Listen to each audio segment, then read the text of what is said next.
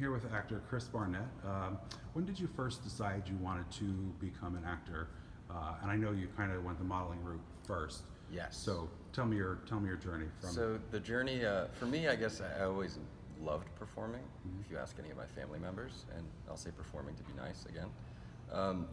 I liked attention. I was kind of a ham, as they called it. But due to, I don't know, stereotypes and whatnot, I was an athlete growing up.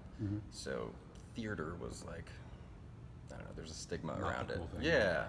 So there I was, just doing my athletic thing, went to college, played lacrosse through college. But once I got to college, I felt the freedom to do an acting class, actually like train a little bit.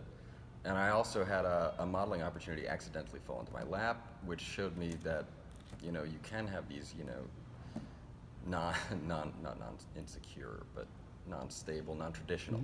That's what I'm looking for. Non-traditional career paths, and it's doable and it's sustainable. And the only thing keeping you from doing it is fear, usually. So I kind of just jumped in. Was there any blowback from anyone in your life, like family or your friends, like, oh, what are you doing this for? And did you have once you went to college, did you have another career in mind when you enrolled? I did. So I actually went to school, and my priorities were all messed up going in. I kind of just focused on lacrosse and partying and everything except school. But I went and I minored in pre-law. I was going to be a lawyer. And it took me until after college when I finished my LSATs and I was sitting down at my kitchen table to apply to the various law schools. I had this epiphany, and I was like, I do not want to be a lawyer. I just want to play one on TV, And I literally, at that moment, I just told my parents, and they were very supportive. Good. Thank God. Just about 2 months after that, I quit my personal training job and just took the plunge, moved in with my older brother, which actually gave us the inspiration for a project that's coming up. But in terms of blowback, I did have a few longtime friends that we're not really in each other's lives anymore, just due to lifestyle differences. They're all in finance or lawyers, and that's just the traditional, provincial Connecticut suburban bubble. Right. You got to do that. What are you doing? So yeah, I'm a bit of an enigma in my home community. An enigma wrapped in an eggshell and a mystery or whatever the hell that's saying is. Yeah, exactly. What was the first role you booked? My first acting role ever was my older brother's web series. It was the finale of that. It's called The Shades, and it's a ridiculous comedy. It's fun, it's chaos. It's about a young couple that moves to a suburb, much like the one I grew up in, with a very young daughter. And all of their neighbors are varying religious extremists, which is, it sets the stage for a lot of fun and craziness, and being able to tell, various narratives that are more serious through like the canon of a humor. Had you moved to New York already in the process of doing this, or had you guys come back home? Actually, I think that was right about the same time, yeah. What was that like, adjusting to moving, away from college? And it's like, oh, I gotta have my big boy pants on. It's time to get down to it. Yeah. Now I like to think New York City still hasn't jaded me, even though I've been here a few years now. Almost 4, time flies. But I moved in bright-eyed, bushy-tailed, and not to say that my life was easy to that point, but I came from a relatively smaller campus in which the lacrosse team was viewed very highly and by professors and peers alike. So I went from being a very big fish in a small pond to quite the opposite. And it was kind of a rude awakening because, you walk into these rooms, you're fortunate enough to get casting calls, so you show up, and no longer am I the most handsome one in the room, or it's a room full of handsome people that all have, different skews, but relatively the same body type. Sorry, I stole your roles. Yeah, man, it's tough. But I'm paying it forward by doing an interview. Yeah, I know. So. You give back. That's why we love you. It's my platform. Giving back to those I've screwed out of parts. We thank you for that. And so when you did first decide you were going to jump into acting, did you have a certain career trajectory? Did you want to do theater since you were here in the city? Now that you're acting full time, there's web series and all that other kind of things that Yes. weren't available to actors Even further 5 years back. ago. Yeah, yeah. So did you have a certain? Yeah, I've always wanted to be a movie star Yeah. and a TV star. And I mean, don't get me wrong, theater's an incredible platform. I mean, those people are so talented. Yeah. Like triple threats, singing, dancing, whatever. Very different. Very different. I've done a few experimental theater things. Nothing, obviously, Broadway has not knocked on my door. But if they did, Broadway, I would That's say right. yes. But yeah, no, I mean, there's never been my focus. I mean, there's an adrenaline rush for sure, but I kind of like the subtlety and the ability to really kind of dive into a character. And that's what drew me to acting in the first place, I think, is telling stories, you know? And the ability to do that, I don't know, through film and TV, they're all different, but I think TV and film offer me more room. I could be speaking out of turn, but coming from a modeling background, I would think that you maybe got into acting to play parts that were 100% or at least Physical. far enough away from what you were doing as a model and seen as the pretty boy and the, oh, I have to have muscles. Is that why you kind of break away from that stereotype of a model? Or Well, did you both? honestly, modeling for me was more of a stepping stone. I think personally, even subconsciously, I viewed it as a way to prove to myself that I can live like this. That, you know, I shouldn't be scared. I shouldn't be pressured by all those hometown friends who are, Right, you're right. never gonna make, you're crazy, what are you doing? And I knew from the moment that I was on set, an acting set for the first time, with my older brother. It wasn't even that big of a production, but I just had this buzz. I was on top of the world, and it wasn't even a big role, and I was like, this is where I want to be.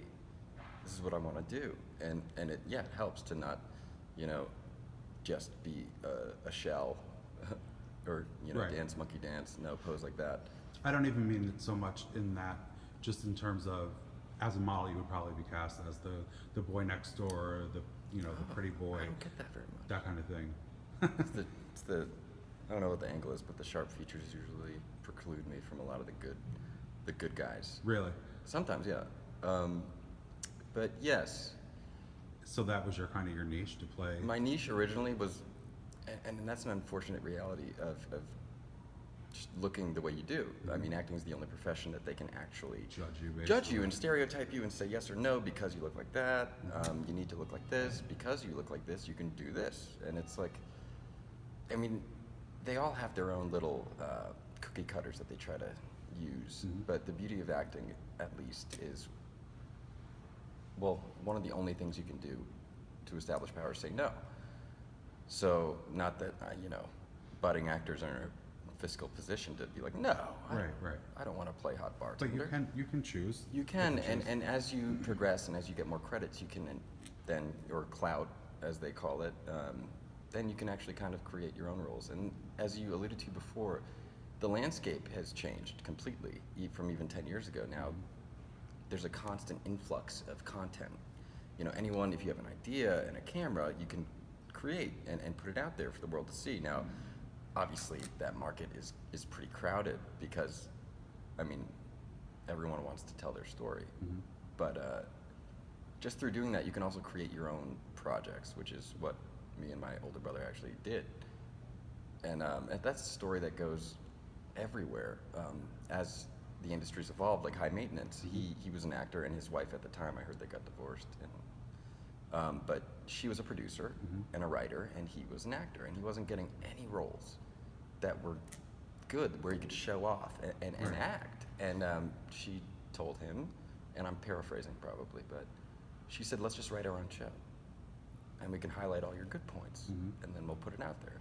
Now, obviously, at the time, they probably didn't expect HBO to be like, yes, we will give you all of the money. But that's what you can do now, and that's a power in its own right. So for anyone who is typecast or not getting offered the roles they want, I not that I'm the forefront of acting, but that would be No, my I know what you advice. mean. Yeah. And You were also nominated for an Indie Award this year. So talk a little bit about that project and the experience of getting an award nomination.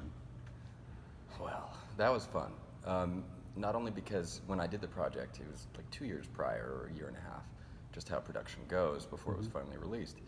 And then I didn't expect anything of it. It was a low budget shoot, indie web series. Like I got to set, and there was no hair or makeup. And I was like, okay, all right, whatever. I got to do what I love, so I didn't care. So I just did it, forgot about it, kept on with my life, and then I stayed in touch with the director, good guy, Dustin Knoop. He eventually told me that I got nominated, and I was like, I didn't even know you submitted it. And ironically enough, my older brother had received an award a few years prior for his web series at the Indie Series Awards. So that was fun to be acknowledged for something, especially a comedy. I got nominated for Best Supporting Actor in a Comedy among so many talented people. I had no idea how big this award show was because I'm sitting there and people are talking about how they're staying for the Emmys. Are you staying for the Emmys? And I'm like, no, not yet. Yeah, but next year maybe, right? yeah, the experience itself was so cool. I mean, I got tuxed up. I clean up okay. You'd never guess. But I show up at the red carpet and I'm like, I don't know what to expect. I've only seen him on TV. And I went in the wrong entrance and actually hit up the open bar first. Smart. Well, yes and no. So then they bring me to the right entrance, and I'm sitting there as like the only person with like a cup in my hand. And I'm like, are you not supposed to take? So all of my red carpet photos, I Getty Images, are me just like pulling off my best Gatsby look. But it was fun. You walk in and there's like 80 photographers being like, over here, do this, do that, and I'm like deer in headlights, right? Like. Well, I just started modeling. I was like, all right, yeah, why not? I'll just smize and pretend it's all normal. And then I went in, obviously. I didn't win, which was unfortunate because I'm very competitive. But it's probably better that way, so I get hungrier. Is the comedy something that comes easier for you, even though we were talking about you being typecast kind of as the, now as the heavy that's the and funny the thing. quote-unquote villainish looking guy? Comedy, a lot of colleagues and dear friends have told me my style would be if Zac Efron and Patrick Bateman had a baby. Yeah, I know. Think about that for a second. Actually, Zac Efron doesn't even have to have the baby now because he played Charles Bundy, yeah, right? the bastard. No, he killed that role. That's a cool role to play, too. And aesthetically, he looked a lot like Ted, which says something. Yeah, he's probably a serial. No, I always found him hilarious because he went from High School Musical, like little teen heartthrob, to, and then I loved him in Neighbors because that came out when I was in college and essentially living that life, and everyone's like, oh, it's you, and I'm like, but honestly, he was an inspiration. Just seeing him do that, and then doing these funny roles, these big comedies, and also doing the serious stuff, he is an inspiration because he shows you that obviously with the clout it's easier, but you can play both sides of the ball. Oh yeah, or all three. I mean, yeah, true. Well, the heartthrob, he can sing comedy, too. and he can sing. I'm working on it. Didn't sing in the first one though, so. True. Do you get compared to Colton Haynes a lot? I As I'm sitting here with your hair cut, I don't think your hair was quite as short last time. It was not. And you do. You look like Colton Haynes a little bit. I have heard that probably over 1,000 times. I'm glad I'm one of many. See, now you guys. It's basically every actor with brown hair and blue eyes. When you see us on camera, we all look the same. We all look the same. All of us. Steve Buscemi. Yeah. Talk about the project that you're working on now, or that's about to come out. Oh Lord, this is something special. So when I moved in to New York to pursue my acting dreams, me and my older brother shared what essentially was a glorified one-bedroom apartment in Flatbush, Brooklyn. And it is inspired from the ongoings of our lives at that point in time. We co-created it and dumbed it down to, the first version had like car chases and whatnot, and we're like, we cannot afford this. Right. So we rewrote it and created this, let's give you the log line if I can. Two hapless millennial brothers have to relearn how to cohabitate in a one-bedroom apartment in Flatbush, Brooklyn, while pursuing their industry dreams, and unwittingly getting roped into a police conspiracy to gentrify the neighborhood. Oh. Yes. Is that no. all? Is that just That's all. No. Yeah. No, I mean it's a I would call it a post-ironic roast of all those idealistic white millennial comedies that followed the 2008 recession. The difference being that these two boys don't live in a privileged white bubble. They can't afford it. They're both in the entertainment industry, so they have to take any gigs they can, all while coming face to face with the worst aspects of the industry, and then coming home to unwanted and uncomfortable attention for being too obvious middle-class white transplants in a up-and-coming ethnically diverse Brooklyn neighborhood. Now, to get the tone in the story, it's really cool. We're currently in post-production, so we're going to start submitting to festivals and packaging it up end of August, tentatively. I'm very excited, one, because it's starring me. But two, I got to work with some incredibly talented people. Vincent DePaul, who's got 3-4 Emmys, I don't even know anymore. It was amazing acting opposite him and my good friend Antonio Viscarando, who just finished up season 5 of Power as Scotty. So we had a very talented cast. We basically called in every favor in the book, got a little bit of money from investors and self-invested. And it's all kind of culminating in this wonderful disaster. Do you feel that there's an added pressure insofar as that you're starring in it and you have your money in it and you want it to do well? No? I'm weird like that. I just watch it, and one, just seeing it as a finished product and it being way better than everyone expected is exciting in its own right. I feel like I got my money's worth. There's also the tricky part now is packaging it up and reaching out to networks, because being what it is, it basically it takes cues from High Maintenance and other modern NYC comedies in following the two protagonists, the brothers, as well as exploring this zany, surrealistic Brooklyn neighborhood. It also nods to Atlanta and their ability, that show's ability to deftly just, infuse surrealist aspects, all with style. And it's kind of like a self-conscious parody of Girls with a more masculine tone.